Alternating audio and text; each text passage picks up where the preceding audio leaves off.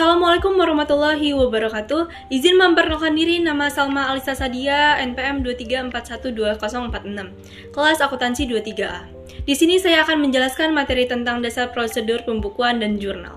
Pengertian pembukuan adalah sebuah kegiatan yang mengumpulkan data serta informasi keuangan yang terdiri dari harta, kewajiban, modal, biaya, dan harga.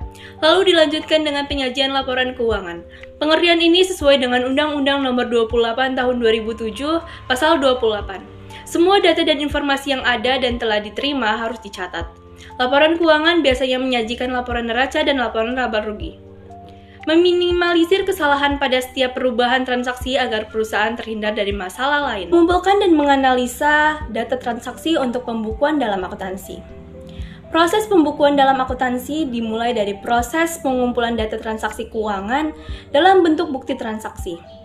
Bukti transaksi dapat berbentuk kwitansi atau nota, surat jalan, surat pengakuan utang piutang, kontrak, wesel, dan lain sebagainya.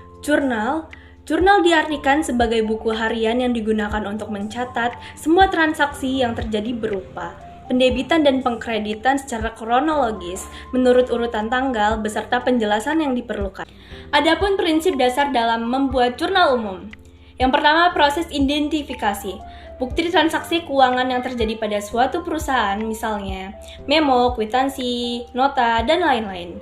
Yang kedua, ada menentukan akun yang mengalami pengaruh terhadap transaksi yang terjadi dan mengklasifikasikannya dalam jenis utang, harta, dan modal. Yang ketiga, menentukan apakah terjadinya pengurangan atau penambahan terhadap akun yang berhubungan dengan transaksi. Yang keempat, memutuskan apakah melakukan kredit atau mendebit akun yang berhubungan dengan transaksi. Yang kelima, membuat catatan transaksi ke dalam general journal berdasarkan bukti transaksi yang ada. Fungsi jurnal, yaitu ada 5 fungsi.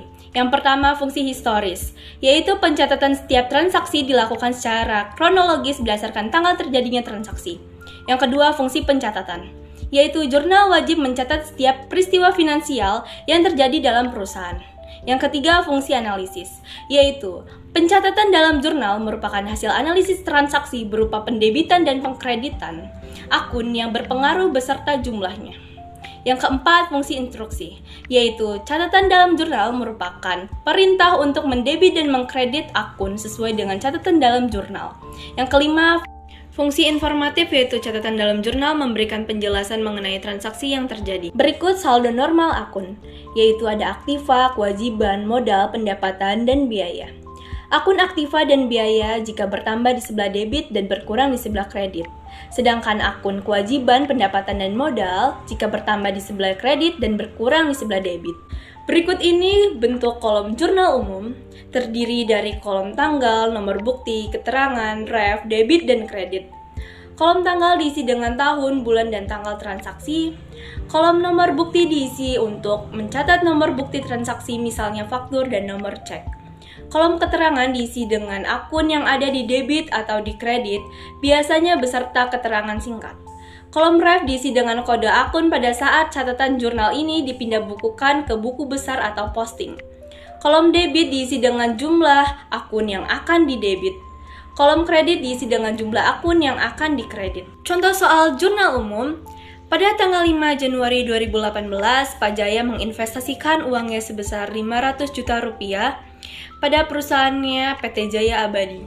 Adapun contoh pencatatan transaksi ke dalam jurnal umum, analisisnya setoran modal yang membuat harta perusahaan bertambah di kas pada debit sebesar 500 juta rupiah dan menambah modal Pak Jaya di sisi kredit sebesar 500 juta rupiah. Sekian yang dapat saya sampaikan tentang materi dasar prosedur pembukuan dan jurnal.